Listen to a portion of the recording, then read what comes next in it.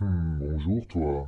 Et oui, ce vendredi, c'était le jour des 4 sorcières, avec l'échéance des options trimestrielles. Bienvenue à toi dans le débrief hebdo comme chaque samedi matin à 10h tout pile. Nous allons parler aujourd'hui de milliards de dollars, perspectives, drones, swing et frayeur.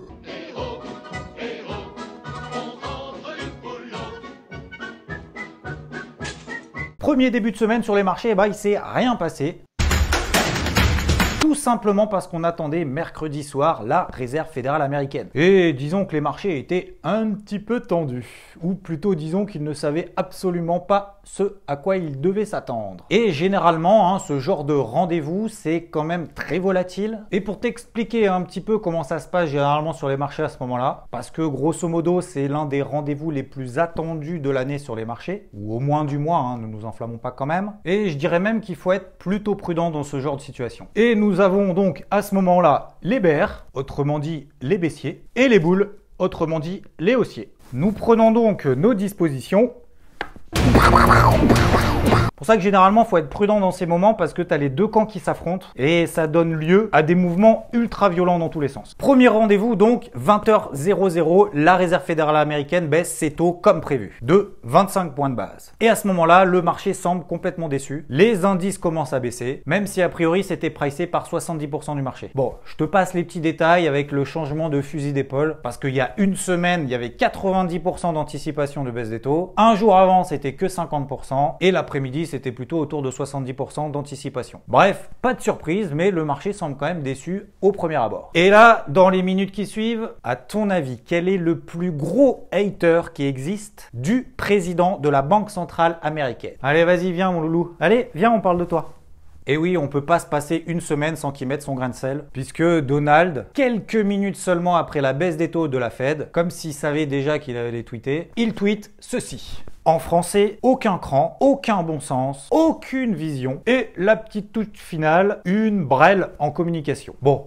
Pas comme si on n'était pas habitué. 20h30, compte rendu de Monsieur Powell. Et là, dans son discours, il arrive à caler le fait qu'il relève à la hausse ses perspectives de croissance 2019. Il les passe donc de 2,1% de croissance à 2,2% de croissance. Et là, il y a quand même matière à se dire « What the fuck ?»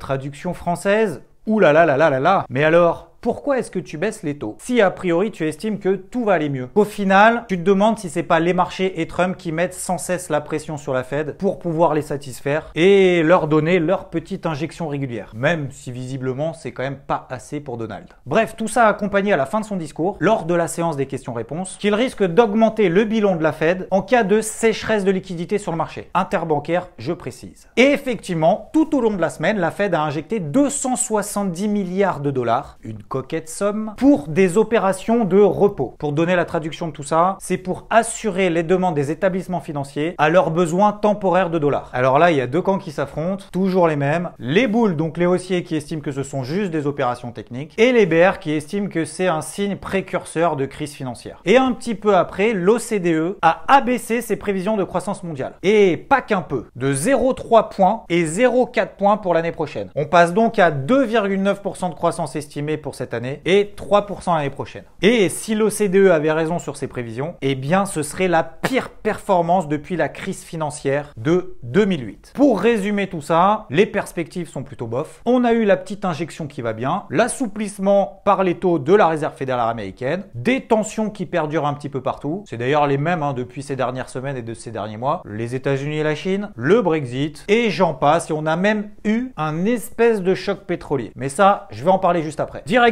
les indices. On a le CAC 40 qui flirte avec ses plus hauts annuels. L'indice allemand DAX qui réalise dans le jargon technique ce qu'on appelle une englobante avec une ouverture en extrême. Et là, je parle en daily, donc en données journalières. Je te le montre ici sur ce graphique. C'est une bougie qui englobe la précédente en ouvrant en dessous des plus bas de la veille. Et tout de suite, les boules arrivent. Ils créent un flux acheteur. Et l'objectif, c'est dans ces moments-là d'essayer de prendre le train en marche. Et en intraday, c'est ce qu'a réussi à très bien faire Rodolphe et l'équipe IVT au travers d'achats sur le DAX et le Dow Jones. Et malgré cet indicateur majeur à court terme, bien on a l'impression au moment où je suis en train de faire la vidéo que les indices sont susceptibles d'échouer sur des résistances hebdomadaires majeures. Donc sans vraiment donner de signal sur du swing trading, donc sur plusieurs jours et pour pouvoir se projeter. Du coup, concernant les indices en swing, je vais encore attendre qu'il y ait autre chose qui se passe qu'un simple range de 60 points par exemple sur le CAC 40. Et ce, pour pouvoir prendre une décision et essayer d'avoir une visibilité quand même sur plusieurs jours. Et dans ces moments-là, quand tu passes quasiment 18 heures derrière les écrans, que tu retournes les graphiques dans tous les sens sur beaucoup d'actifs, il faut essayer de chercher des indications et des opportunités sur des unités de temps plus courtes. Donc faire de l'intraday sur les indices, comme je t'en ai parlé tout à l'heure, ou alors prendre le train en marche sur des petites unités de temps en anticipant ce qui pourrait se passer sur du swing trading. Autrement dit, avoir quand même une stratégie offensive. Du coup, ça donne sur le gold, autrement dit l'or, un achat autour des 1497 $. Et ce, après une réaction qui a lieu sur les 1480, zone que j'avais identifiée depuis quelques semaines. J'attends la Fed, je vois que le marché réagit sur cette zone, j'attends un petit signal sur une unité de temps courte, je paye, on sécurise et on attend. Et si la semaine prochaine, ça confirme, alors on pourra renforcer la position. Mais pas avant.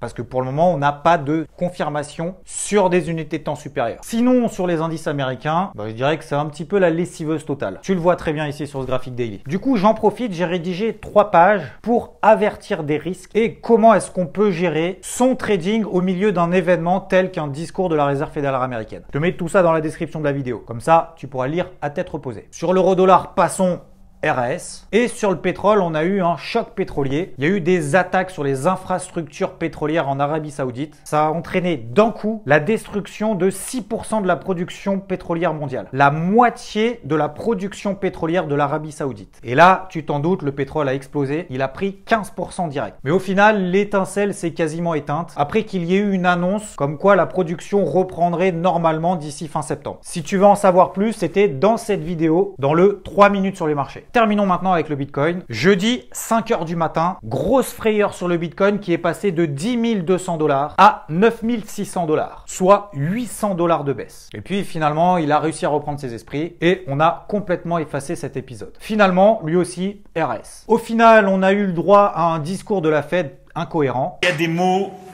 qu'on ne comprend pas, il y a des mots qu'on ne traduit pas. Mais chacun de nos pas réduit l'écart de ces intraduisibles. Et il y a des mots dont nos cœurs ont besoin d'une langue l'autre. Des marchés plutôt larvés de manière globale, qui sont quasiment tous dans des ranges daily. Sur ce, n'oublie pas de t'abonner à la chaîne et je te dis à la semaine prochaine. Ciao, ciao! C'est bien parce que c'est toi que je fais ça.